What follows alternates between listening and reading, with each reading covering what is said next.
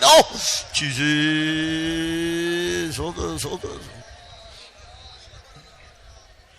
அருமையானவர்களே, தேவன் நம்மில் எதிர்பார்க்கிற அந்த அனுபவங்கள் நம்மில் காணப்பட்டு கொண்டிருக்கிறதா? Beloved ones, do we have the experience what the Lord expects of us? ప్రియమైన వారలారా, దేవుడు ఎదురుచూచే అనుభవం మనలో కనబడుచున్నదా? ప్రియములవరే, ദൈവം പ്രതീക്ഷിക്കുന്ന അനുഭവം നമ്മിൽ കാണപ്പെടുന്നുവോ? அந்த ஸ்திரீக்கு மணவாளனை சந்திக்க 10 வெள்ளி காசு அவசியமாக இருந்தது. For that woman 10 pieces of silver was essential to meet the bridegroom. పెళ్లి కుమారుని సన్నిధించుటకు ఆ స్త్రీకి 10 వెండి నాణెములు అవసరమై ఉండెను. മണവാളനെ സന്ദർശിക്കേണ്ടതിന് ആ സ്ത്രീക്ക് 10 ദ്രഹ്മ ആവശ്യമായിരുന്നു. அருமையானவர்களே, அந்த 10 வெள்ளி காசு இல்லாமல் அவள் மணவாளனை சந்திக்கவே முடியாது. Beloved ones, without this 10 pieces of silver she cannot meet the bridegroom. 10 వెండి నాణెములు లేకుండా ఆమె పెళ్లి కుమారుని సన్నిధించలేదు. 10 വെള്ളി നാണയം ഇല്ലാതെ മണവാളനെ സന്ദർശിക്കാൻ സാധ്യമല്ല. நம்முடைய மணவாளனாகிய இயேசுவை சந்திக்க அவர் எதிர்பார்க்கிற அனுபவம் நமக்குள் இருந்து கொண்டிருக்கிறதா? In order to meet our bridegroom, do we have the experience what the Lord expects of us? మన వరుడైన యేసుని సన్నిధించుటకు దేవుడు ఎదురుచూచే అనుభవములు మనలో కనబడుచున్నవా? മണവാളനെ യേശുവിനെ ദർശിക്കുവാൻ ദൈവം പ്രതീക്ഷിക്കുന്ന അനുഭവം നമ്മിൽ കാണപ്പെടുന്നു. வசனத்தின் வெளிச்சத்தில் நம்முடைய ஜீவியத்தை ஆராய்ந்து பார்ப்போம். Let us all examine ourselves in the light of the word of God. వాక్యపు వెలుగులో మన జీవితాన్ని పరిశీలించుకుందాం. വചനത്തിന്റെ വെളിച്ചത്തിൽ നമ്മുടെ ജീവിതത്തെ ആരാഞ്ഞ് പരിശോധിക്കാം. இன்றைக்கு நமக்குள்ள என்ன அனுபவங்கள் இருந்து கொண்டிருக்கிறது? Even today, what are the experiences that are found in us? నేడు మనలో ఎటువంటి అనుభవములు కనబడుచున్నవి? ഇന്ന് നമ്മിൽ എങ്ങനെയുള്ള അനുഭവങ്ങൾ കാണപ്പെടുന്നു? அன்றைக்கு எலியாவோடு ஆண்டவர் 3 காரியங்களை பேசினார். On that day, the Lord spoke 3 things to Elijah.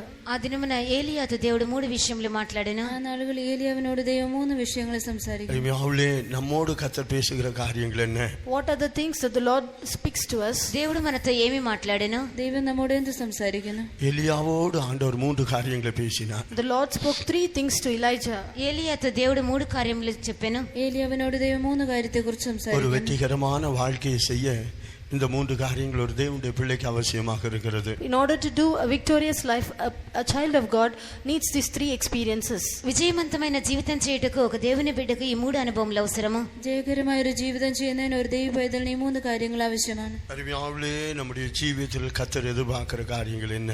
What are the things that the Lord expects in our life? ప్రియమైన వారలారా, మన జీవితంలో దేవుడు ఎదురు చూసే కార్యములు ఏమిటి? പ്രിയമുള്ളവരെ, ദൈവം നമ്മിൽ നിന്ന് പ്രതീക്ഷിക്കുന്ന കാര്യം എന്താണ്? இன்றைக்கு அந்த காரியங்கள் நம்முடைய ஜீவியத்தில் காணப்படுகிறதா?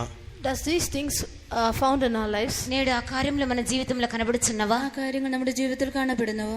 ஆண்டவர் எலியாவோடு 3 காரியங்களை பேசினார். The Lord spoke 3 things to Elijah. దేవుడు ఏలియాతో 3 కార్యములు మాట్లాడెను. ദൈവം ഏലിയാവിനോട് 3 കാര്യങ്ങൾ സംസാരിക്കുന്നു. 1 ஒளித்திரு. 1 hide yourself. మొదటిది నిన్ను మరుగు చేసుకొనుము. ഒന്നാമത് നീ നിന്നെ തന്നെ മറച്ചുകൊള്ളുക. அடுத்து தங்கீரு. Stay. అక్కడే ఉండుము. അവിടെ വാസം ചെയ്യുക. அடுத்து காண்பி. Then show yourself. నిన్ను నీవు బయలుపరచుకొనుము. നിന്നെ തന്നെ കാണിക്കുക.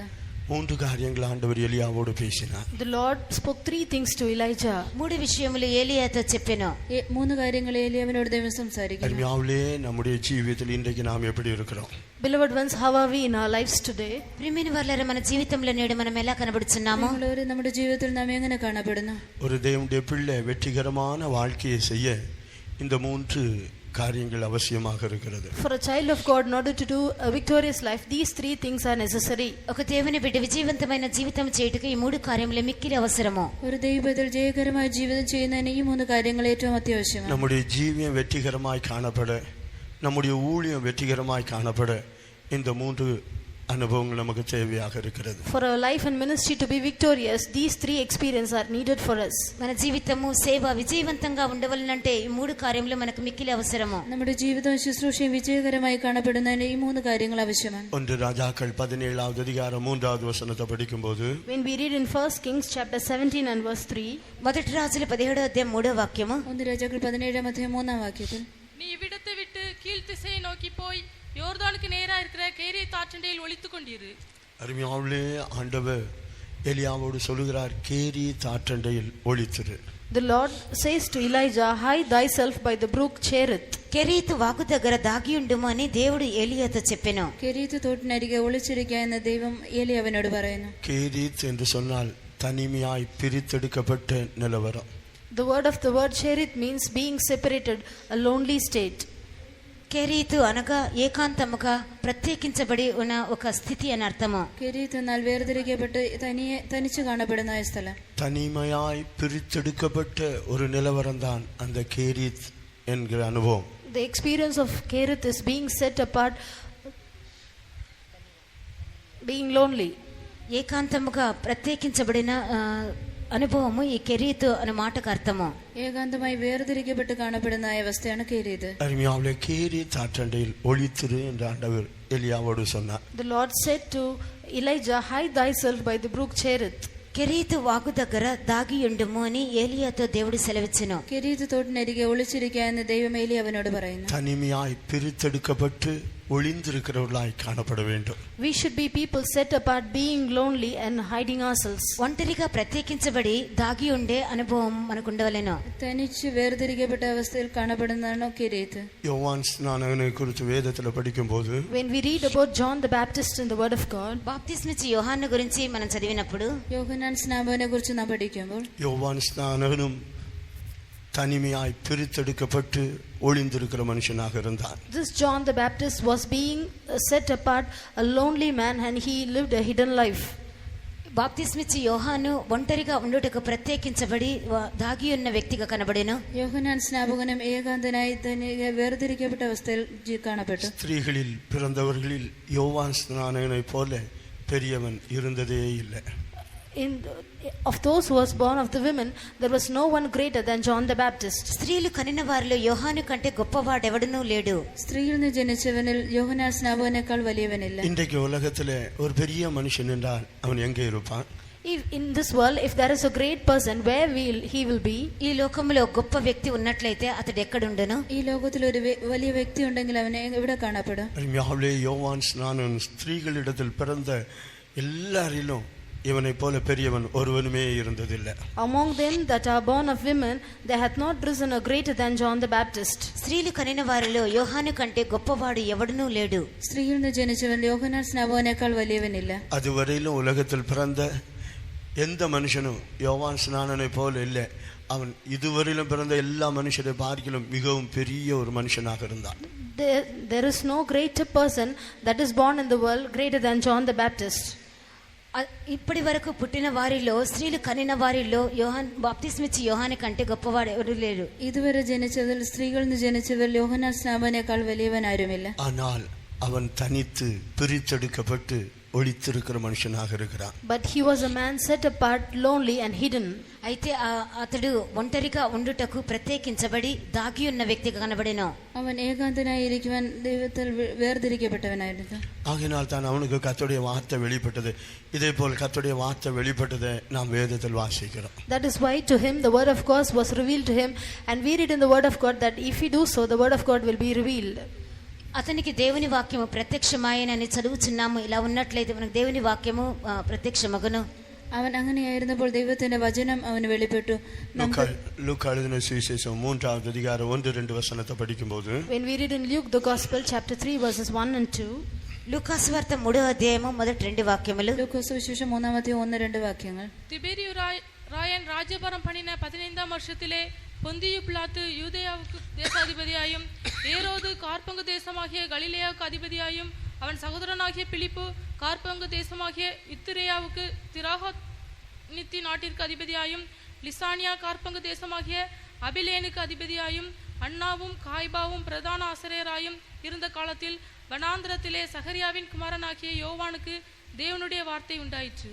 ஸ்திரீகளிடத்தில் பிறந்தவர்களில் பெரிய மனுஷன்தான் யோவான் ஸ்நானகர். Among those who was born of a woman, this John the Baptist is greater. స్త్రీలు కనిన వారిలో గొప్పవాడు బాప్తిస్మిచ్చి యోహాను. സ്ത്രീകളിൽ നിന്ന് ജനിച്ചവരിൽ ഏറ്റവും വലിയവൻ യോഹന്നാൻ സ്നാപകൻ. இங்கு கர்த்தருடைய வார்த்தை அவனுக்கு வனாந்தரத்தில் வெளிப்பட்டது என்று வாசிக்கிறோம். Here we read that the word of God was revealed to him in the wilderness. అరణ్యములో దేవుని వాక్యం అతని యొద్దకు వచ్చెను అని ఇక్కడ చదువుచున్నాము. മരുഭൂമിയിൽ വെച്ച് ദൈവത്തിന്റെ അരുളപ്പാടുണ്ടായെന്ന് വായിക്കുന്നു. இங்கு 7 மனுஷருடைய பெயர்கள் சொல்லப்பட்டிருக்கிறது. The names of 7 people are mentioned here. 7 వ్యక్తుల పేర్లు ఇక్కడ చెప్పబడి ఉన్నవి. 7 വ്യക്തികളുടെ പേര് ഇവിടെ എഴുതിയിരിക്കുന്നു. இந்த 7 மனுஷர்கள் இருந்தாலும் இவர்களிலிருந்து தனித்து பிரித்தெடுக்கப்பட்டு வனாந்தரத்தில் ஒளிந்திருக்கிற ஒரு மனுஷனாக இருக்கிறார். Though there were 7 people here, this John the Baptist was set apart from these people, being lonely and hidden in the wilderness. ఇచ్చట 7 వ్యక్తులు ఉన్నప్పటికీ వారి నుండి బాప్తిస్మిచ్చి యోహాను ఒంటరిగా ఉండుటకు ప్రత్యేకించబడి దాగియున్న వ్యక్తిగా అరణ్యంలో దాగియున్న వ్యక్తి కనబడుచున్నాడు.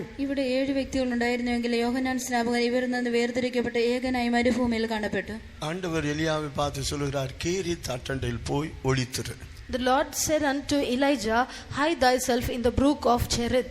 దేవుడు ఏలియాతో కెరీతు వాగు దగ్గర దాగియుండుమని చెప్పెను. ദൈവം ഏലിയാവിനോട് കെരീത്ത് തോട്ടിനരികെ പോയി ഒളിച്ചിരിക്കുക എന്ന് പറഞ്ഞു. தனிமையாய் பிரித்தெடுக்கப்பட்டு நீ ஒளிந்திருக்க வேண்டும். Being separated lonely, you have to hide yourself. ఒంటరిగా ప్రత్యేకించబడి నువ్వు దాగి ఉండవలెను. തനിയായി വേർതിരിക്കപ്പെട്ട് നാം ഒളിച്ചിരിക്കണം. இங்கு 7 மனுஷருடைய பெயர் சொல்லப்பட்டிருக்கிறது. The names of 7 people are mentioned here. 7 వ్యక్తుల పేర్లు ఇక్కడ ప్రస్తావించబడెను. 7 വ്യക്തികളുടെ പേര് ഇവിടെ എഴുതിയിരിക്കുന്നു. இவர்கள் மத்தியிலிருந்து அவன் வேறுபிரிக்கப்பட்டு தனித்து வனாந்தரத்தில் காணப்பட்டு கொண்டிருக்கிறான். In the midst of these people, he was set apart, being lonely, and he was found in the wilderness hidden. ఈ 7 వ్యక్తుల నుండి అతడు ప్రత్యేకించబడి ఒంటరిగా అరణ్యములో దాగి ఉంటున్నాడు. ഈ 7 വ്യക്തികളിൽ നിന്ന് അവർ വേർതിരിക്കപ്പെട്ട് ഏകാന്തനായി മരുഭൂമിയിൽ കാണപ്പെട്ടു. ஒன்று திபேரியு Rayan. The first is Tiberius Caesar. మొదటి వ్యక్తి తిబెరు కైసరు. ഒന്നാമത്തെ വ്യക്തി തിബെരിയോസ് കൈസർ. இவன் சந்தேகிக்கிறவன். He is the one who is doubting. అతడు సందేహము గలవాడు. ഇവൻ സംശയിക്കുന്നവൻ. அடுத்து பிலாத்து. The next is Pontius Pilate. తర్వాత పొంతి పిలాతు. അടുത്ത് പൊന്തിയോസ് പീലാത്തോസ്. பொந்தியு பிலாத் அவன் கை கழுவுகிறவன். The Pontius Pilate means he is the one who washes his hand. పొంతి పిలాతు అనగా చేతులు కడుక్కొనివాడు. പൊന്തിയോസ് പീലാത്തോസ് കൈ കഴുകുന്നവൻ. சூழ்நிலைகள் வரும்போது எனக்கு ஒன்றும் தெரியாது என்று கை கழுவிட்டு போகிற மனுஷன். When circumstances come, he will say, I don't know anything, and he will wash off his hands and go.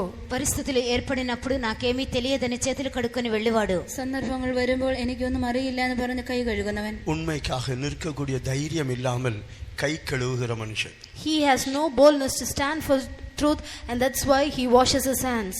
సత్యం కొరకు నిలబొట్టకు ధైర్యము లేకుండా తడి చేతులు కడుక్కొని వెళ్ళేవాడు. സത്യത്തിന് വേണ്ടി നിൽക്കുവാൻ ധൈര്യമില്ലാതെ തന്റെ കൈ കഴുകുന്നു. அடுத்து அங்கு ஏரோது.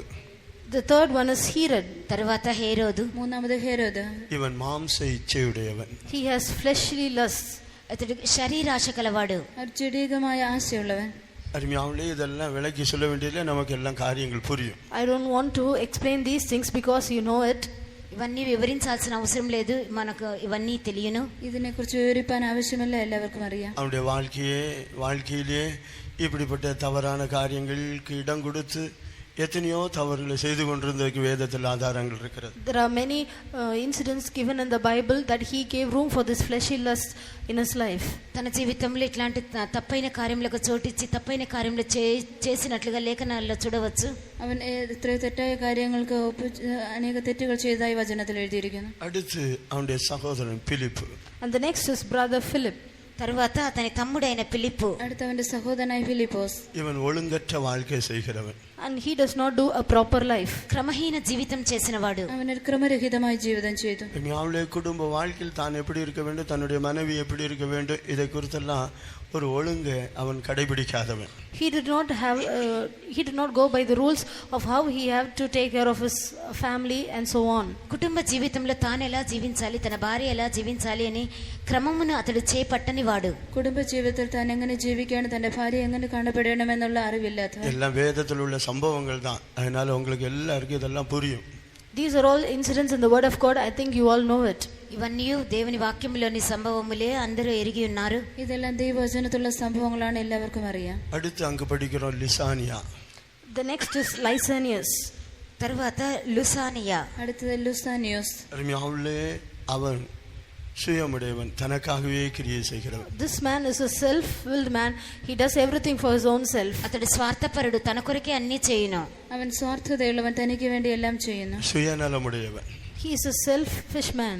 అతడు స్వార్థపరుడు. അവൻ സ്വാർത്ഥനായ വ്യക്തി. அடுத்து அங்கு படிக்கிறோம் அன்னா. The next is Annas. తర్వాత అన్న. അടുത്ത ഹന്നാവ്. இவனும் ஒரு ஆசாரியனாக தான் இருக்கிறான். He was a high priest. ఇతడు యాజకుడిగా ఉండెను. അവൻ മഹാപുരോഹിതനായിരുന്നു.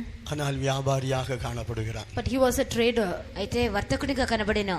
അവനൊരു വ്യാപാരിയായി കാണപ്പെടുന്നു. கர்த்தருடைய ஆலயத்தை கள்ளர் குகையாக மாற்றுகிறவன். He made the temple of God a den of thieves. దేవుని ఆలయమును అతడు దొంగల గుహగా మార్చెను. ദൈവത്തിന്റെ ആലയത്തെ കള്ളന്മാരുടെ ഗുഹയാക്കി മാറ്റുന്നു. அருமையாவுல ஜெப வீட்டை கள்ளர் குகையாக மாற்றுகிறவன். He made the house of prayer a den of thieves. ప్రార్థనా మందిరమును దొంగల గుహగా మార్చెను. പ്രാർത്ഥനാലയത്തെ കള്ളന്മാരുടെ ഗുഹയാക്കി മാറ്റുന്നു. அடுத்து நாம் அங்க படிக்கும்போது The next we read about, తరువాత അടുത്തതായി വായിക്കുമ്പോൾ காய்பா என்று வாசிக்கிறோம். we read Caiaphas.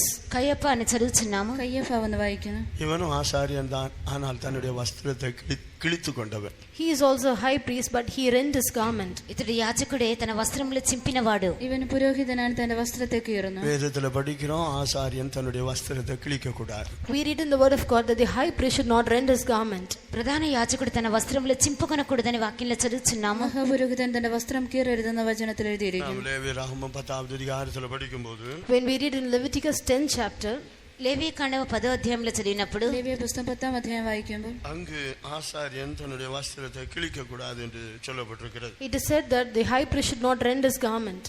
యాజకుడు తన వస్త్రములు చింపకూడదని అక్కడ చెప్పబడి ఉన్నది. പുരോഹിതൻ തന്റെ വസ്ത്രം കീറരുതെന്ന് എഴുതിയിരിക്കുന്നു. ஆசாரியன் வஸ்திரத்தை கிழித்தால் அவனுக்குள் மரணம் சம்பவிக்கும் என்று அங்கு 6வது வசனத்தில் படிக்கிறோம். When we read in the 6th verse, it is said that if a high priest rend his garment, death will happen to him. ప్రధాన యాజకుడు తన லேவியராகமம் 10:6.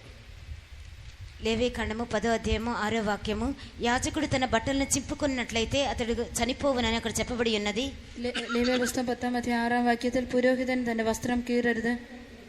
மோசே ஆரோனையும் எலெயாசார் இத்தாமார் என்னும் அவன் குமாரரையும் நோக்கி, நீங்கள் சாகாதபடிக்கும் சபை அனைத்தின் மேலும் கடுங்கோபம் வராதபடிக்கும் நீங்கள் உங்கள் தலைப்பாகை எடுத்து போடாமலும் உங்கள் வஸ்திரங்களை கிழிக்காமலும் இருப்பீர்களாக. உங்கள் சகோதரராகிய இஸ்ரவேல் குடும்பத்தார் யாவரும் கர்த்தர் கொளுத்தின இந்த அக்னிக்காக புலம்புவார்களாக. இங்கு ஆசாரியன் சாகாதபடிக்கு தன்னுடைய வஸ்திரத்தை கிழிக்க கூடாது என்று வாசிக்கிறோம். Here we read that the high priest should not rend his garments lest he die. యాజకుడు చావకుండానట్లుగా అతడు తన బట్టలు చింపుకొనకూడదు అని వాక్యం చెప్పుచున్నది. പുരോഹിതൻ മരിക്കാതെ ഇരിക്കേണ്ടതിനു വേണ്ടി തന്റെ വസ്ത്രം കീറരുതെന്ന് എഴുതിയിരിക്കുന്നു. ஆனால் இந்த காய்பா இயேசுவை குறித்து போய் சாட்சி சொல்ல ஆட்களை எல்லாம் எழுப்பி அந்த சூழ்நிலையில் அவன் தன்னுடைய வஸ்திரத்தை கிழித்துக் கொள்ளக்கூடியவனாக இருக்கிறான். This Caiaphas was able to bring about false witnesses against Jesus, and in that circumstances he was able to rend his garment. ఈ యాజకుడైన కయప యేసు ప్రభు మీద అబద్ధ సాక్ష్యములు చెప్పుటకు మనుషులను లేపి ఆ సందర్భంలో యాజక వస్త్రములు చింపుకొనెను. ഈ കയ്യഫായ പുരോഹിതൻ യേശുവിന് വിരോധമായി കള്ളസാക്ഷികളെ എഴുന്നേൽപ്പിച്ച് തന്റെ വസ്ത്രത്തെ കീറി. இன்னொரு பகுதியில் சொல்ல போனால் ஆவிக்குரிய ஜீவியத்தில் மரித்த நிலவரத்தில் காணப்படுகிறவன். In other words, we can say that they are spiritually dead. మరో మాటలో చెప్పాలంటే ఆత్మీయ జీవితంలో చచ్చిన స్థితిలో కనబడిన వారు. മറ്റൊരു വിധത്തിൽ പറഞ്ഞാൽ ആത്മീയ ജീവിതത്തിൽ മരിച്ചവർ. வனாந்தரத்தில் யோவானுக்கு கர்த்தருடைய சத்தம் உண்டாயிற்று என்று சும்மா எழுதியிருக்கலாம். ஆனா இந்த 7 பேருடைய பேரையும் சொல்லிவிட்டு இப்பொழுது வனாந்தரத்தில் அவனுக்கு கர்த்தருடைய சத்தம் உண்டாயிற்று என்று ஆண்டவருடைய வார்த்தை சொல்லுகிறது. It may be written simply that the word of God came to John the Baptist in the wilderness, but it's the names of the 7 people are mentioned, and then it is written the word of God came unto John the Baptist in the wilderness. ఊరకనే అరణ్యములో యోహానునొద్దకు దేవుని వాక్యము వచ్చునని చెప్పబడలేదు కానీ ఈ 7 వ్యక్తుల పేర్లను ప్రస్తావించి అటు పిమ్మటనే అరణ్యములో యోహాను యొద్దకు దేవుని వాక్యం వచ్చునని చెప్పబడెను. മരുഭൂമിയിൽ വെച്ച് ദൈവത്തിന്റെ അരുളപ്പാട് ഉണ്ടായെന്ന് മാത്രം എഴുതാതെ ഈ 7 വ്യക്തികളുടെ പേര് പറഞ്ഞതിന് ശേഷം ഇങ്ങനെ എഴുതിയിരിക്കുന്നു. தனித்து பிரித்தெடுக்கப்பட்டு ஒளித்திருக்கிறவர்களாக இருக்க வேண்டும். We should be set apart, lonely and hidden. ఒంటరిగా ఉండుటకు ప్రత్యేకించబడి దాగి ఉండవలెను. തനിയെ ഇരിക്കുന്നതിന് വേണ്ടി വേർതിരിക്കപ്പെട്ട് ഒളിച്ചിരിക്കുന്നു. யோவான் ஸ்நானகன் இந்த 7 பேரை விட்டு தன்னை பிரித்து அவன் வனாந்தரத்தில் ஒளிந்திருக்கிற மனுஷனாக இருந்தான். This John the Baptist separated himself from all these 7 people, and he lived a lonely life hidden in the wilderness. బాప్తిస్మిచ్చి యోహాను 7 వ్యక్తుల నుండి తన్ను తాను ప్రత్యేకించుకొని ఒంటరిగా అరణ్యములో దాగి జీవించుచుండెను. ഈ യോഹന്നാൻ സ്നാപകൻ 7 വ്യക്തികളിൽ നിന്ന് വേർപെട്ട് ഏകാന്തനായി മരുഭൂമിയിൽ ഒളിച്ചിരിക്കുന്നു. ஆண்டவர் எலியாவிடத்தில் சொல்லுகிறார், நீ கேரீத் ஆற்றண்டையில் ஒளித்திரு.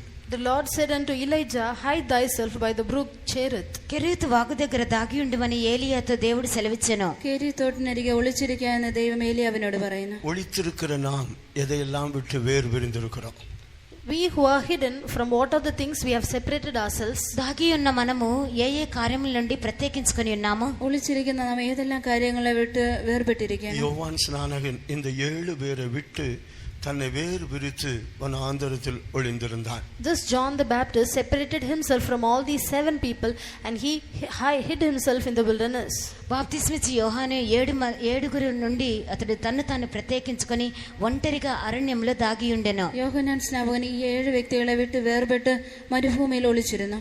தாவீது சொல்லும்போது, When David says, దావీదు చెప్పినప్పుడు, ദാവീദ് പറയുമ്പോൾ, விக்கினங்கள் கடந்து போக மட்டும் உம்முடைய செட்டைகள் நிலையிலே நான் ஒளித்திருக்கிறேன் என்று சொல்லுகிறான். I will hide myself in the wings till the evil things be overpassed. నా కష్టములు తొలగు వరకు నీ రెక్కల నీడను నేను దాగి ఉందును అని చెప్పుచున్నాడు. കഷ്ടം കടന്നു പോകുമ്പോൾ നിന്റെ ചിറകിന്റെ മറവിൽ എന്നെ മറച്ചുകൊള്ളണമേ. ஆண்டவர் எலியாவை ஏன் ஒளித்திருக்க முடியாது சொல்லுகிறார்? Why did the Lord ask Elijah to hide himself? ఏలియాను దాగి ఉండుము అని దేవుడు ఎందుకు సెలవిచ్చెను? ഏലി അവനോട് ഒളിച്ചിരിക്കുക എന്ന് ദൈവം എന്തുകൊണ്ട് പറയുന്നു? ஆகாப் அவனை கொலை செய்யும்படியாக தீர்மானித்திருக்கிறார். This Ahab was determined to kill Elijah. అతన్ని చంపుటకు ఆహాబు తీర్మానించుకొనెను. അവനെ കൊല്ലുവാൻ വേണ്ടി ആഹാബ് തീരുമാനിച്ചിരുന്നു. உன்னை உன் சத்துரு காணாதபடிக்கு நீ ஒளித்திருக்க வேண்டும் என்று ஆண்டவர் சொல்லுகிறார். The Lord said that your enemies might not see you, you have to hide yourself. నీ శత్రువు నిన్ను చూడకుండానట్లుగా నువ్వు దాగి ఉండవాలని దేవుడు చెప్పుచున్నారు. നിന്റെ ശത്രു നിന്നെ കാണാതിരിക്കേണ്ടതിന് വേണ്ടി നീ ഒളിച്ചിരിക്കുക എന്ന് இந்த പറയുന്നു. 7 வித காரியங்களை விட்டு நம்மை வேறு பிரித்து சத்துரு நம்மை காணாதபடிக்கு நாம் ஒளித்திருக்க வேண்டும். We have to separate ourselves from all these 7 things that the enemy might not see us. We should live a hidden life. 7 కార్యం నుండి మనల్ని మనము ప్రత్యేకించుకొని శత్రువు మనల్ని చూడకుండానట్లుగా దాగి ఉండవలెను. 7 കാര്യങ്ങൾ നാം വേർപെട്ട് ശത്രു നമ്മെ കാണാതിരിക്കേണ്ടതിന് നാം ഒളിച്ചിരിക്കണം. தாவீது இன்னொரு இடத்தில் உம்முடைய கூடாரத்தில் நான் ஒளித்திருக்கிறேன் என்று சொல்லுகிறார். David in another place he says, I hide myself in thy tents. నీ గుడారములో నేను దాగి ఉందునని మరో స్థలంలో దావీదు చెప్పుచున్నాడు. എന്റെ കൂടാരത്തിൽ ഞാൻ ഒളിച്ചിരിക്കുന്നു എന്ന് ദാവീദ് വേറൊരു സന്ദർഭത്തിൽ പറയുന്നു. இன்னொரு இடத்துல தாவீது சொல்லும்போது தேவனே என்னை ஒளித்து காப்பாற்றுகிறார் என்று சொல்லுகிறார். In another place David says, the Lord hides me and he preserves me. దేవుడే నన్ను మరుగు చేసి తన చాటున ఉంచుకొని నన్ను కాపాడుచున్నాడు అని మరో చోట దావీదు చెప్పుచున్నాడు. ദൈവമേ നീ എന്നെ മറച്ചുകൊള്ളണമേ എന്ന് ദാവീദ് വേറൊരിടത്ത് പറയുന്നു. 31வது சங்கீதம் 20வது வசனத்துல படிக்கும்போது, When we read 31st Psalm on the 20th verse, 31వ కీర్తన 20వ వాక్యంలో, 31ാം സങ്കീർത്തനം 21ാം വാക്യം, சமூகத்தின் மறைவிலே மறைத்து என்னை நீர் ஒளித்து காப்பாற்றுகிறீர் என்று சொல்லுகிறார். he says, thou shalt hide them in the secret of thy presence. నీ సన్నిధి చాటున వారిని దాచి కాపాడుచున్నావు అని చెప్పాను. 20ാം വാക്യത്തിൽ നിന്റെ സാന്നിധ്യത്തിന്റെ മറവിൽ മറയ്ക്കുമെന്ന് എഴുതിയിരിക്കുന്നു. அருமையாவிலே அங்கு கூடாரத்தில் ஒளித்து காப்பாற்றுகிறீர் என்று சொல்லுகிறார். Here he says, the Lord is hiding me in his tents and he preserves me. వారిని గుడారములో దాచుచున్నావు అని చదువుచున్నాము. ഒരു കൂടാരത്തിനകത്ത് ഒളിപ്പിക്കുമെന്ന് എഴുതിയിരിക്കുന്നു. அருமையாவிலே நாம் எங்க ஒளித்திருக்க வேண்டும்? Beloved ones, where should we hide ourselves? మనం ఎక్కడ దాగి ఉండవలెను? നാം എവിടെ ഒളിച്ചിരിക്കണം? தேவனுடைய கூடாரத்தில் ஒளிந்திருக்க வேண்டும். We should be hidden in the tent of the Lord. దేవుని గుడారంలో దాగి ఉండవలెను. ദൈവത്തിന്റെ കൂടാരത്തിൽ ഒളിച്ചിരിക്കണം. தேவ சமூகத்தில் நாம் ஒளித்திருக்கிற மனுஷர்களாக இருக்க வேண்டும். We should hide ourselves in the presence of God. దేవుని సన్నిధి చాటున దాగి ఉండి వ్యక్తులుగా ఉండవలెను. ദൈവ സാന്നിധ്യത്തിന്റെ മറവിൽ നാം അറിഞ്ഞിരിക്കണം. ஜெபத்தில் தனி ஜெபத்தில் நாம் ஒளிந்திருக்கிற மனுஷர்களாக இருக்க வேண்டும். In prayer, in our personal prayer, we should hide ourselves. మన వ్యక్తిగత ప్రార్థనలో దాగి ఉండివారుగా కనబడవలెను. നമ്മുടെ വ്യക്തിപരമായ പ്രാർത്ഥനയിൽ നാം ഒളിച്ചിരിക്കണം. ஒளித்திருக்கும் போது சத்துருனை காணவே முடியாது. When we hide ourselves, the enemy cannot see us. దాగి ఉన్నప్పుడు శత్రువు మనల్ని చూడడు. ഒളിച്ചിരിക്കുമ്പോൾ ശത്രു നമ്മെ കാണുകയില്ല. வெற்றிகரமான வாழ்க்கையை செய்ய ஒளித்திருக்கிற அனுபவம் மிகவும் அவசியமாக இருக்கிறது. In order to do a victorious life, this experience of hiding ourselves is very necessary. విజయవంతమైన జీవితం చేయుటకు దాగి ఉండే అనుభవం మిక్కిలి అవసరము. ജയകരമായ ഒരു ജീവിതം ചെയ്യുന്നതിന് ഒളിച്ചിരിക്കേണ്ട ജീവിതം ആവശ്യമാണ്. நோவாவுடைய பேழையை குறித்து வேதத்தில் வாசிக்கும்போது, When we read about the ark of Noah in the word of God, నోవహు ఓడ గురించి వాక్యంలో చదివినప్పుడు, നോഹയുടെ പെട്ടകത്തെക്കുറിച്ച് വചനത്തിൽ എഴുതും, பேழைக்குள் நோவாவை தேவன் உள்ளே அனுப்பி கதவை அடைத்தார் என்று வாசிக்கிறோம். we read that the Lord sent Noah inside the ark and shut it.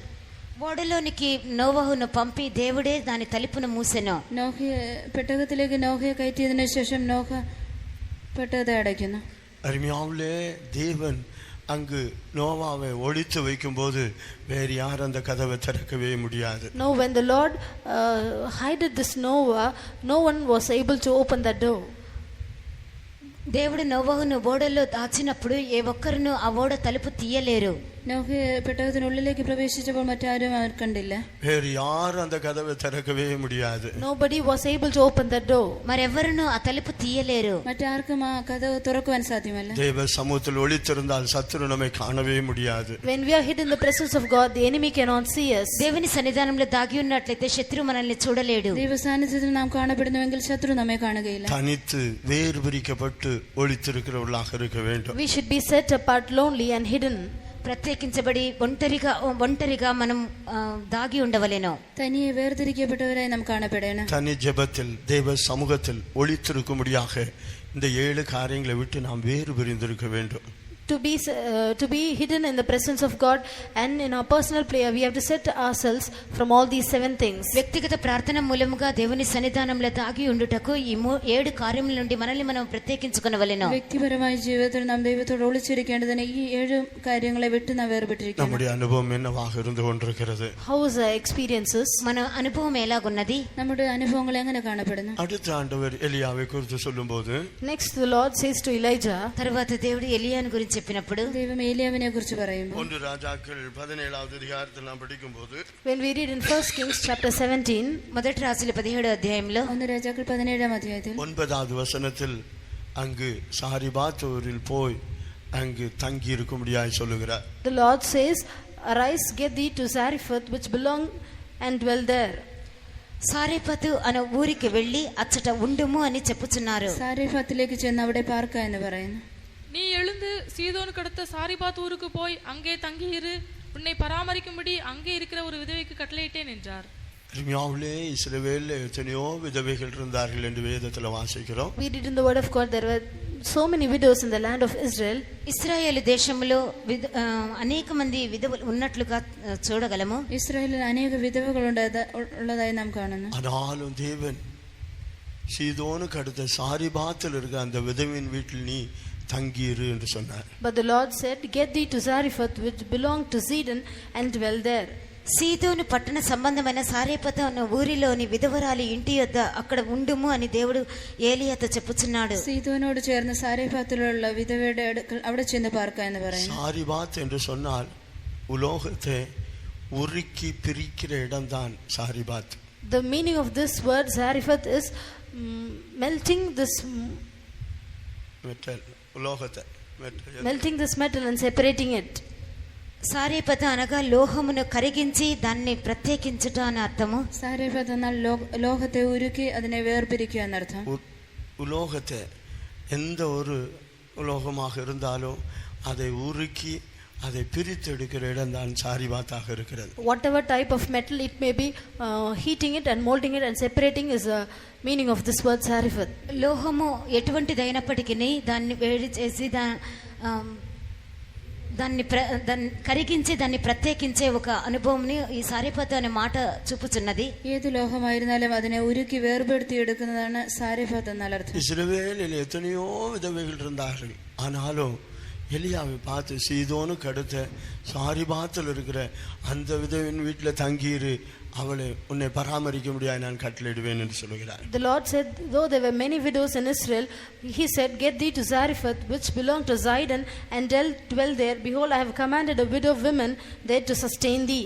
ఇశ్రాయేల్లో ఎంతో మంది విధవరాలు ఉన్నారు. అయితే నీవు సీదోను పట్టణ సంబంధమైన సారేపతు అనే ఊరికి పోయి అచ్చట ఉండుము, నిన్ను పోషించుటకు అచ్చటనున్న ఒక విధవరాలికి నేను సెలవిచ్చి తిని అని ప్రభు చెప్పాను. ഇസ്രായേലിൽ എത്രയോ വിധവമാരുണ്ടായിരുന്നു എങ്കിലും നീ സീദോനോട് ചേർന്ന് സാരേഫത്തിലേക്ക് ചെന്ന് അവിടെ പാർക്ക, നിന്നെ പുലർത്തേണ്ടതിന് അവിടെയുള്ള ഒരു വിധവയോട് ഞാൻ കൽപ്പിച്ചിരിക്കുന്നു എന്ന് പറയുന്നു. லோகத்தை உருக்கி பிரித்தெடுக்கிற இடத்துல போய் பார்த்தால் அங்க இருக்கிற உஷ்ணம் தாங்க முடியாத உஷ்ணமாக இருக்கும். When we go to the place where they are melting this metal, that heat there is unbearable.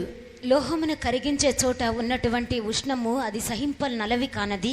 ലോഹത്തെ ഉരുക്കുന്ന സ്ഥലത്തിലുള്ളതായ ചൂട് താങ്ങുവാൻ സാധ്യമല്ല. ஆனால் ஆண்டவர் அந்த சோதனையில் மத்தியில் தான் எலியாவை சொல்கிறார், நீ தங்கியிரு என்று சொல்கிறார். But the Lord says, in the midst of these trials dwell there. ఆ శోధన మధ్యనే ఏలియాతో నీవు అచ్చట ఉండుమని దేవుడు సెలవిస్తున్నాడు. ആ പരീക്ഷയുടെ മധ്യത്തിൽ നീ അവിടെ ഇരിക്കുക എന്ന് ദൈവം ഏലിയാവിനോട് പറയുന്നു. கர்த்தர் நம்மை வைத்திருக்கிற இடத்தில் நாம் இருக்க வேண்டும். We should be in the place where the Lord has kept us. దేవుడు మనల్ని ఉంచిన చోట మనం ఉండవలెను. ദൈവം നമ്മെ വയ്ക്കുന്ന ആ സ്ഥലത്ത് നാം കാണപ്പെടണം. அருமையாவே அது எவ்வளவு கஷ்டமான இடமாக இருந்தாலும் கர்த்தர் வைத்திருக்கிற இடத்தில் நாம் இருக்கிற மனுஷர்களாக இருக்க வேண்டும். Beloved ones, that place may be a place full of problems and sufferings, but we have to be in the place where the Lord has kept us. ఆ స్థలము ఎంత కష్టతరమైనప్పటికీ దేవుడు ఉంచిన స్థలంలోనే మనం ఉండవలెను. ആ കഷ്ടം എത്ര പ്രശ്നങ്ങളും പ്രയാസങ്ങളും ഉള്ളതായിരുന്നാലും ആ ദൈവമാക്കിയിരിക്കുന്ന സ്ഥലത്ത് നാം കാണപ്പെടണം. இஸ்ரவேல்ல எத்தனையோ விதவைகள் இருந்தார்கள். ஆனா ஆண்டவர் அங்கெல்லாம் சொல்லவில்லை, சீதோன் சாரிபாத்தில் உள்ள அந்த விதவையின் வீட்டில் தங்கீர் என்று தான் சொன்னார். Though there were many widows in Israel, the Lord did not ask Elijah to go there, but he asked him to go to Zarephath, which belonged to Zidon, and dwell there. ఇశ్రాయేల్లో ఎంతో మంది విధవరాలు ఉన్నారు. అయితే దేవుడు అక్కడికంతా వెళ్ళమని చెప్పలేదు. సీదోను పట్టణ సంబంధమైన సారేపత్ అనే ఊరిలోని విధవరాలు యొద్ద ఉండుము అని చెప్పెను. ഇസ്രായേലിൽ എത്രയോ വിധവമാരുണ്ടായിരുന്നു, അവരുടെ അടുക്കിലേക്ക് ചെല്ലുക എന്ന് ദൈവം പറഞ്ഞില്ല.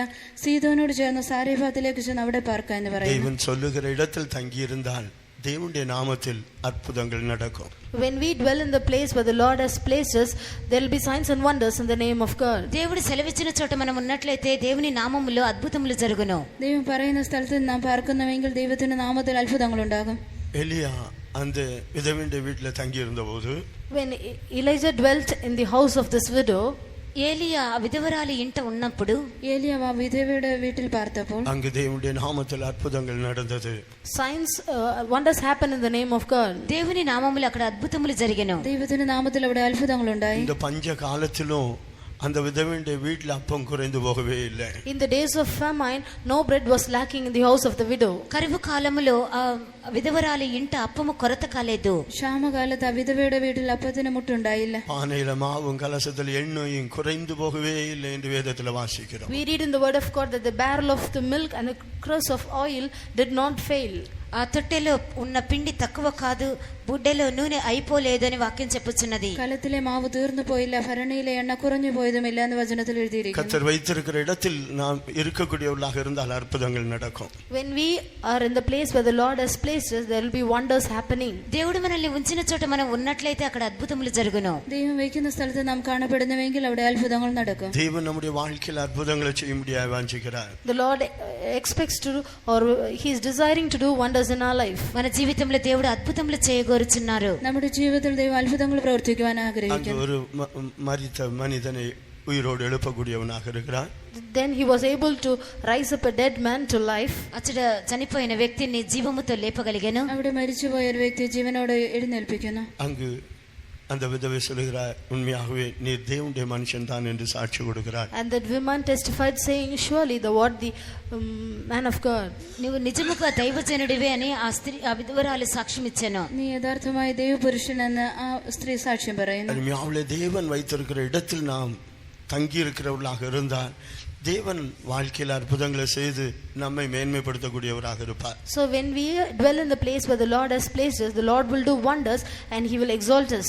దేవుడు మనల్ని ఉంచిన చోట మనం ఉన్నట్లయితే దేవుడు అక్కడ అద్భుతములు చేసి తన నామం మహిమపరచను.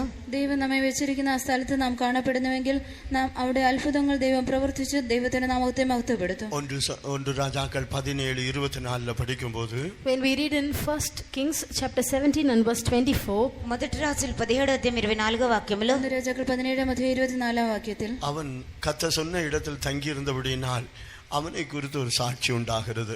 as he dwelled in the place where the Lord has said, there was a testimony concerning him. దేవుడు సెలవిచ్చిన చోట అతడు ఉన్నందువలన అతని గురించి ఒక సాక్ష్యం అక్కడ చెప్పబడెను. ദൈവം പറഞ്ഞ സ്ഥലത്ത് അവൻ കാണപ്പെട്ടതുകൊണ്ട് അവനെ കുറിച്ച് ദൈവം സാക്ഷ്യം പറയുന്നു. நீ தேவனுடைய மனுஷன் என்றும் உம்முடைய வாயிலிருந்து புறப்படுகிற கர்த்தருடைய வார்த்தை உண்மை என்றும் இப்பொழுது அறிந்திருக்கிறேன். I know that thou art a man of God, and that the word of the Lord in thy mouth is true. నీవు దైవజనుడివై ఉన్నావనియు నీవు పలుకుచున్న యెహోవా మాట నిజమనియు ఇందుచేత నేను ఎరుగుదును. നീ ദൈവപുരുഷനെന്നും നിന്റെ നാവിന്മേലുള്ള യഹോവയുടെ വചനം സത്യമെന്നും ഞാൻ ഇതിനാൽ അറിയുന്നു എന്ന് പറഞ്ഞു. லோகத்தை பிரித்து உருக்கி பிரித்து எடுக்கக்கூடிய அவ்வளவு உஷ்ணமான இடமாக இருந்தாலும் ஆண்டவர் அங்கு தங்கி இருக்கும்படியா சொன்னார், அங்கு தங்கி இருந்தால் கர்த்தர் அற்புதத்தை செய்வார். Though it may be a place where the metals are heated and separated, if the Lord asks us to dwell there, if we dwell there, the Lord will do wonders. లోహములు కరిగించి వేరు చేయబడి అటువంటి ఉష్ణం ఉన్నటువంటి చోట దేవుడు ఉండమన్నప్పుడు అతడు ఉన్నందువలన దేవుని నామములు అక్కడ అద్భుతములు జరిగెను. ലോഹങ്ങൾ ഒരുക്കിയെടുക്കുന്ന ചൂടായ ആ ഇടത്തിൽ അവൻ കാണപ്പെട്ടപ്പോൾ അവിടെ യേശുവിന്റെ നാമം മഹിത്തപ്പെടുത്തു. அருமையாவிலே நம்முடைய அனுபவம் என்னவாக இருந்து கொண்டிருக்கிறது? Beloved ones, what are our experiences? ప్రియమైన వారలారా, మన అనుభవం ఏమై ఉన్నది? പ്രിയമുള്ളവരെ, നമ്മുടെ അനുഭവം എങ്ങനെയായിരിക്കും? நாம் தனித்து பிரித்தெடுக்கப்பட்டு தெய்வ சமூகத்தில் ஜெபத்தில் ஒளிந்திருக்கிற மனுஷர்களாக இருக்கிறோமா? Are we being separated, lonely and hidden in our personal prayer in the presence of God? మనము ప్రత్యేకింపబడి ఒంటరిగా మన వ్యక్తిగత జీవితంలో దేవునిలో దాగి ఉంటున్నామా? നാം വേർതിരിക്കപ്പെട്ട് തനിയെ ദൈവത്തോടെ വ്യക്തിപരമായ പ്രാർത്ഥനയിൽ കാണപ്പെടുന്നു. அந்த 7 காரியங்களை விட்டு நாம் வேறு பிரியக்கூடியவர்களாக இருந்திருக்கிறோமா? Are we able to separate ourselves from the 7 things mentioned? 7 కార్యములు చెప్పబడిన 7 కార్యముల నుండి మనల్ని మనం ప్రత్యేకించుకొని ఉంటున్నామా? ഈ പറഞ്ഞിരിക്കുന്ന 7 കാര്യങ്ങളെ വിട്ട് നാം വേർപെട്ടിരിക്കുന്നു. சந்தேகத்தை விட்டு நாம் நம்மை வேறு பிரித்திருக்கிறோமா? Have we separated ourselves from the this doubting? అనుమానమును విడిచిపెట్టి మనం ప్రత్యేకించుకొని ఉన్నామా? സംശയത്തെ വിട്ട് നാം വേർപെട്ടിരിക്കുന്നു. உண்மைக்காய் தைரியமாய் நிற்க பலன் இல்லாமல் கை கழுவுகிற மனுஷர்களாக இருந்திருக்கிறோமா, அல்லது அந்த அனுபவத்தை விட்டு நாம் வேறு பிரிந்திருக்கிறோமா? Are we people unable to stand for the truth, have washed our hands and be strangers for this experience? సత్యము కొరకు ధైర్యముగా నిలవలేక చేతులు కడుక్కొని స్థితిలో కనబడుచున్నామా, లేదా అనుభవాన్ని విడిచిపెట్టి ప్రత్యేకించుకొని ఉన్నామా? സത്യത്തിനു വേണ്ടി ധൈര്യമായി നിൽക്കുവാൻ കഴിയാതെ അതിന് അന്യമായി കൈ കഴുകുന്ന അനുഭവത്തിൽ കാണപ്പെടുന്നു. மாம்ச இச்சைகளை விட்டு நம்மை வேறு பிரித்திருக்கிறோமா? Have we set apart from the fleshy lusts?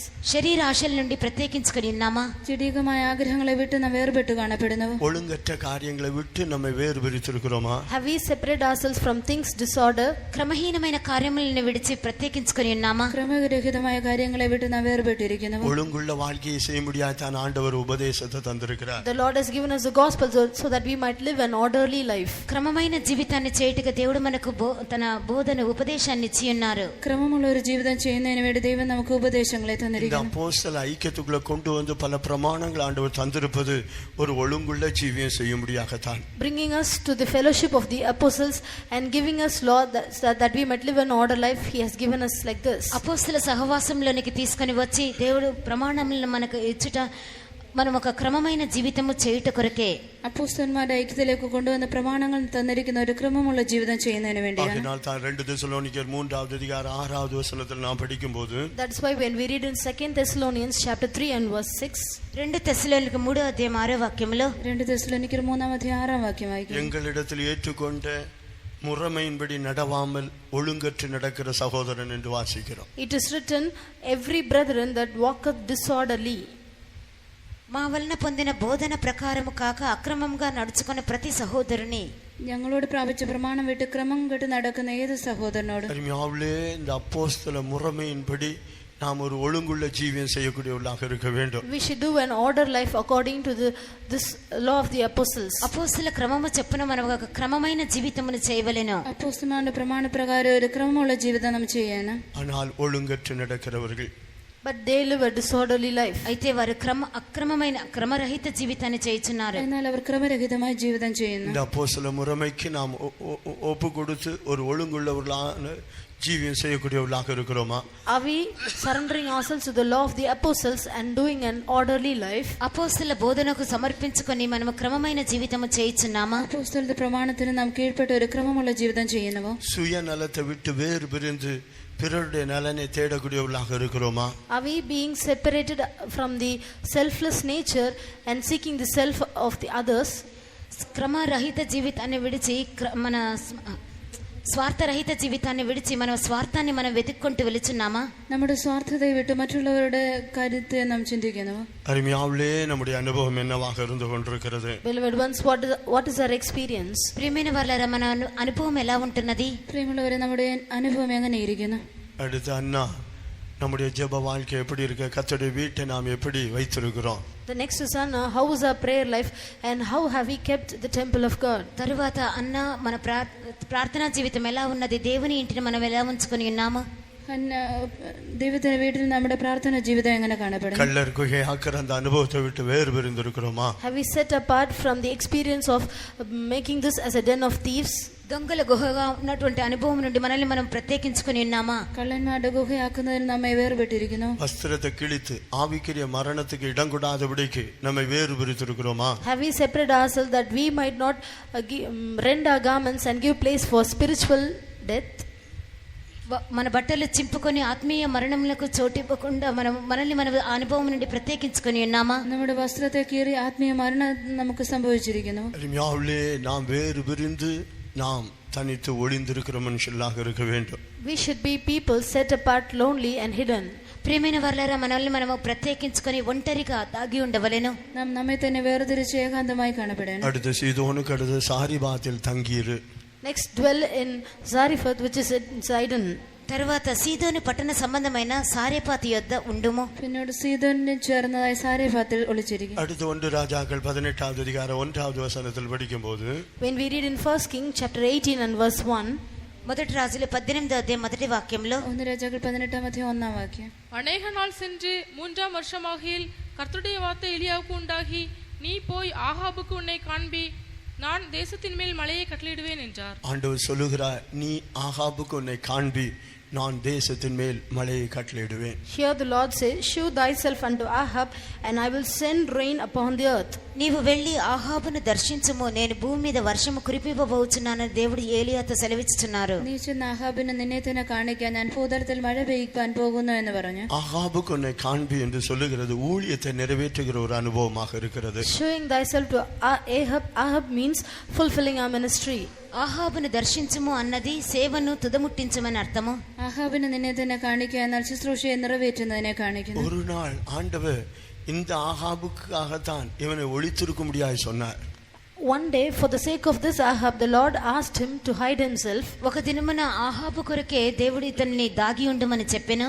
ഒരു ദിവസം ആഹാബിന് നിന്നെ തന്നെ കാണിക്കാന്ന് പറയും. இப்பொழுது அதே ஆகாபுக்கு உன்னை காண்பி என்று சொல்லுகிறார். But the Lord says to the same Ahab, shew thyself. ఇప్పుడు అదే ఆహాబును దర్శించమని దేవుడు సెలవిచ్చుచున్నాడు. ഇപ്പോൾ അതേ ആഹാബിനെ നിന്നെ തന്നെ കാണിക്കാന്ന് പറയും. அருமையாவிலே நம்முடைய ஊழியத்தை நிறைவேற்றுகிற ஒரு அனுபவத்தை அது காட்டுகிறது. Beloved, this signifies the experience of fulfilling our ministry. ప్రియమైన వాళ్ళరా, మన సేవను తుదముట్టించుటని చూపుచున్నది. ഇത് നമ്മുടെ ശുശ്രൂഷയെ നിറവേറ്റുന്നതിനെ കാണിക്കുന്നു. நான் தேசத்தின் மேல் மழையை கட்டளையிடுவேன். The Lord says, I will send rain upon the earth. నేను భూమి మీద వర్షము కురిపింపబోచున్నాను. ഞാൻ ഭൂതലത്തിൽ മഴ പെയ്യിപ്പാൻ പോകുന്നു. அருமையாவிலே எலியாவை கொண்டு கர்த்தர் செய்ய வேண்டிய ஊழியத்தை செய்து நிறைவேற்ற முடியாக கர்த்தர் இப்பொழுது ஆகாபுக்கு உன்னை காண்பி என்று சொல்லுகிறார். In order to fulfill the ministry that the Lord has to do through Elijah, the Lord says, go shew thyself to Ahab. ఏలియా మూలముగా దేవుడు చేయవలసిన సేవ చేసి తుదముట్టించుటకు ఇప్పుడు ఆహాబును దర్శించమని దేవుడు అతనితో సెలవిచ్చుచున్నాడు. ഏലിയ മൂലം ചെയ്യേണ്ടതായ ശുശ്രൂഷ തികയ്ക്കുന്നതിന് വേണ്ടി ഇപ്പോൾ ആഹാബിന് ചെന്ന് നിന്നെ തന്നെ കാണിക്കാന്ന് പറയുന്നു. வழியில் ஓபதியாவை பார்க்கிறான்.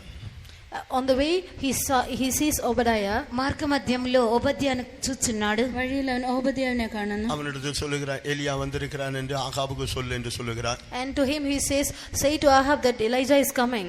ఏలియా వచ్చుచున్నాడని ఆహాబుతో నీవు వెళ్ళి చెప్పుము అని అతనితో చెప్పెను. ഏലിയ വരുന്നെന്ന് ആഹാബിനോട് ചെന്ന് പറകാൻ എന്ന് പറയുന്നു. ஆனால் ஓபதியா பயப்படுகிறான். But here this Obadiah fears. అయితే ఓబద్యా భయపడుచున్నాడు. എന്നാൽ ഓബദ്യാവ് ഭയപ്പെടുന്നു. நான் போய் சொல்லுவேன், வந்து பார்க்கறதுக்குள்ளே கர்த்தருடைய ஆவியான ஒன்று வேற எங்கேயோ கொண்டு போய் விடுவார், அப்படி ராஜா என்னை தான் அடிப்பான் என்று சொல்லுகிறார். He says, I will say that Elijah is coming and the Spirit of God will take you some away, and when the king comes and sees, he will smote me because of this. నువ్వు ఇక్కడ ఉన్నానని నువ్వు చెప్పుదువు, అయితే నేను వెళ్ళి చెప్పిన తర్వాత ఆత్మదేవుడు నిన్ను మరొక చోటికి ఎత్తుకొని పోవును. రాజు వచ్చి చూచినట్లయితే నువ్వు ఇక్కడ లేకపోతే నన్ను చంపివేయనని చెప్పుచున్నాడు. നീ ഇവിടെ ഉണ്ടെന്ന് ഞാൻ രാജാവിനോട് ചെന്ന് പറയും, എന്നാൽ ദൈവത്തിന്റെ ആത്മാവ് നിന്നെ വേറെ ഏതെങ്കിലും സ്ഥലത്ത് കൊണ്ടുപോകും, അപ്പോൾ രാജാവിന് നിന്ന് ശിക്ഷയുണ്ടാകും. நம்முடைய ஊழியத்தை நிறைவேற்றுகிறதற்கு பல மனுஷர்கள் தடையாக இருக்கலாம். Many people may be an hindrance so that we may not fulfill our ministry. మన సేవను తుదముట్టించుటకు అనేక మంది మనకు ఆటంకంగా ఉండవచ్చు. നമ്മുടെ ശുശ്രൂഷ നിറവേറ്റുന്നതിന് അനേകർ തടസ്സമുണ്ടായിരിക്കും. ஒளித்திருக்கிறவர்களாய் தங்கி இருக்கிறவர்களாய் நாம் காணப்பட்டால் கர்த்தர் காண்பிக்கிற வேலையும் கர்த்தர் செய்யக்கூடியவராக இருப்பார். When we hide ourselves and dwell, the part of showing ourselves, the Lord will do it. మనము దాగి ఉన్నప్పటికీ బయలుపరిచే ఒక కార్యమును దేవుడే చేయుదురు. നാം ഒളിച്ചിരിക്കുന്നുവെങ്കിൽ നമ്മെ തന്നെ കാണിക്കുന്ന അനുഭവം ദൈവം തന്നെ ചെയ്യും. பல மனுஷர்கள் நம்முடைய ஊழியத்துக்கு தடையாக இருந்தாலும் நாம் நம்முடைய ஊழியத்தை நிறைவேற்றக்கூடியவர்களாக இருப்போம். Though many people are an hindrance to our ministry, we will be able to fulfill our ministry. మన సేవకు ఆటంకంగా అనేక మంది ఉన్నప్పటికీ మన సేవను మనం చేసి తుదముట్టించగలము. നമ്മുടെ ശുശ്രൂഷയ്ക്ക് തടസ്സമായി അനേകർ കാണപ്പെട്ടാൽ നമ്മുടെ ശുശ്രൂഷ നാം നിറവേറ്റുന്നവരായിരിക്കും. இரு நினைவுகளால் குந்தி குந்தி நடந்த தேவ ஜனத்தை தேவன் பக்கம் திருப்பக்கூடியவனாக எலியா காணப்பட்டார். This Elijah was able to turn the people who was halting between two opinions. రెండు తలంపుల మధ్య తడబడుచున్నటువంటి దేవుని జనుల్ని దేవుని వైపుకు ఏలియా త్రిప్పగలిగెను. രണ്ട് തരത്തിലുള്ള ചിന്തയോടുകൂടെ ഇരുന്നതായ ജനങ്ങളെ ഏലിയാവ് ഒരു தேவனுடைய காரியத்தை விளங்கிக் கொள்ளாமல் தேவனுடைய நியாய தீர்ப்பை விளங்கிக் கொள்ளாமல் கிரியை செய்த ஆகாபும் கூட கர்த்தருடைய காரியத்தை விளங்கிக் கொள்ளக்கூடிய விதத்தில் எலியாவை கொண்டு கர்த்தர் கிரியை நடப்பித்தார். This Ahab, who did not understand the things of the Lord and the judgment of the Lord, through Elijah he was able to understand the things of the Lord. దేవుని కార్యములను దేవుని తీర్పును అర్థం చేసుకొనలేని ఆహాబు కూడా దేవుని కార్యములు అర్థం చేసుకున్నట్లుగా ఏలియా మూలంగా దేవుడు తన సేవను చేసెను. ദൈവത്തിന്റെ കാര്യങ്ങളെ അറിയാത്തതായ ആഹാബിന് ഏലിയാവ് മൂലം ദൈവത്തിന്റെ കാര്യങ്ങൾ അറിയിക്കുന്നു. என் வார்த்தையின்படியே அல்லாமல் இங்கு மழை பெய்யவே பெய்யாது என்று இஸ்ரவேலின் தேவனுக்கு முன்பதாக நிற்கிற எலியா சொல்லுகிறான். And the Elijah says, as the Lord, 1வது வசனம் 17:1. in 17th chapter, first verse, it is said, as the Lord God of Israel liveth, before whom I stand, there shall not be dew nor rain these years, but according to my word. ఎవని సన్నిధిని నేను నిలబడి ఉన్నానో ఇశ్రాయేలు దేవుడైన యెహోవా జీవముతోడు నా మాట ప్రకారము గాక ఈ సంవత్సరములో మంచైనను వర్షమైనను పడదని ఏలియా అక్కడ ఆహాబు యొద్ద ప్రకటించెను. ഏലിയാവ് ആഹാബിനോട്, ഞാൻ സേവിച്ചു നിൽക്കുന്ന ഇസ്രായേലിന്റെ ദൈവമായ യഹോവയാണ്, ഞാൻ പറഞ്ഞല്ലാതെ ഈ ആണ്ടുകളിൽ മഞ്ഞും മഴയും ഉണ്ടാകില്ല എന്ന് പറഞ്ഞു. உன்னுடைய வார்த்தை ஆண்டவர் நிலைப்படுத்தக்கூடியவராக இருப்பார். The Lord will be able to establish your word. నీ మాటను దేవుడు స్థిరపరచుదురు. നിന്റെ വാക്കിനെ ദൈവം സ്ഥിരപ്പെടുത്തട്ടെ. உன்னுடைய ஆலோசனை அவர் நிறைவேற்றக்கூடியவராக இருப்பார். The Lord will be able to fulfill your counsel. నీ ఆలోచన ఆయన నెరవేర్చుదురు. നിന്റെ ആലോചന ദൈവം നിറവേറ്റും. 1 ராஜாக்கள் 18வது அதிகாரத்தில் படிக்கும்போது, When we read in 1 Kings 18th chapter, మొదటి రాజుల 18వ అధ్యాయంలో രാജാക്കൾ 18ാം അധ്യായത്തിൽ ஒரு உள்ளங்கை மேகத்தை கண்டபோது எலியா ஆகாபை பார்த்து, மழை உம்முடைய பிரயாணத்தை தடை பண்ணாதபடிக்கு சீக்கிரமாய் புறப்பட்டு போ என்று சொல்லுகிறார். and when he saw a little cloud, he says, get thy chariot and go. మనిషి చెయ్యంత చిన్న మేఘము సముద్రం పైకి ఎక్కుచున్నదని ఏలియా చూచినప్పుడు ఆహాబు దగ్గరకు పోయి, వర్షము వెళ్లకుండా వర్షం నిన్ను ఆపకుండానట్లుగా నీ రథమును సిద్ధపరచుకొని పొమ్మని ఏలియా ആഹാബുക്ക് കബറ് പമ്പനോ. ഒരു മനുഷ്യന്റെ കൈ പോലെ ഒരു ചെറിയ മേഘം പൊങ്ങുന്നു എന്ന് പറഞ്ഞു.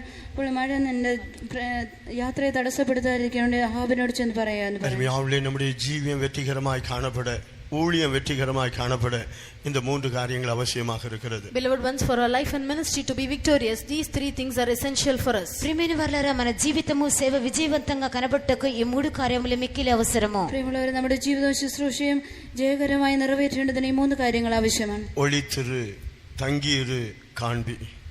Hide thyself, dwell there, shew thyself.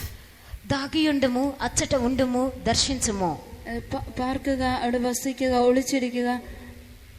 எல்லாரும் ஒப்பு கொடுத்து ஜெபம் பண்ணுவோம். Let's all surrender and pray. అందరము సమర్పించుకొని ప్రార్థించుదాము. സമർപ്പിച്ച് நம்முடைய പ്രാർത്ഥിക്കാം. ஜீவியம் வெற்றிகரமாய் காணப்படட்டும். Our life should be a victorious one. మన జీవితం విజయవంతంగా కనబడనీయుడి. നമ്മുടെ ജീവിതം വിജയകരമായി நம்முடைய കാണപ്പെടട്ടെ. ஊழியம் வெற்றிகரமாய் காணப்படட்டும். Our ministry should be victorious. మన సేవ విజయవంతంగా కనబడనీయుడి. നമ്മുടെ ശുശ്രൂഷ വിജയകരമായി തീരട്ടെ. கர்த்தர் இந்த காரியத்தை தான் பேசிக் கொண்டிருக்கிறார். And that is the thing that the Lord is speaking. దేవుడు మాట్లాడుచున్నది అదే. കർത്താവ് ഈ കാര്യത്തെ സംസാരിച്ചുകൊണ്ടിരിക്കുന്നു. எலியாவோடு கர்த்தர் இந்த 3 காரியத்தை தான் பேசுகிறார். The Lord spoke these 3 things to Elijah. ఏలియాతో ఈ 3 విషయములు దేవుడు చెప్పెను. ഏലിയാവിനോട് ദൈവം ഈ 3 കാര്യത്തെക്കുറിച്ച് நம்மை സംസാരിക്കുന്നു. குறித்து ஆண்டவர் இந்த 3 காரியத்தை தான் பேசிக் கொண்டிருக்கிறார். The Lord is speaking the same thing to us. మనతో కూడా దేవుడు ఈ 3 కార్యములే చెప్పుచున్నారు. നമ്മോട് ഈ 3 കാര്യത്തെക്കുറിച്ച് ദൈവം தனித்து സംസാരിക്കുന്നു. வேறு விரிந்து ஒளிந்திருக்க வேண்டும். Being separated, lonely and being hidden.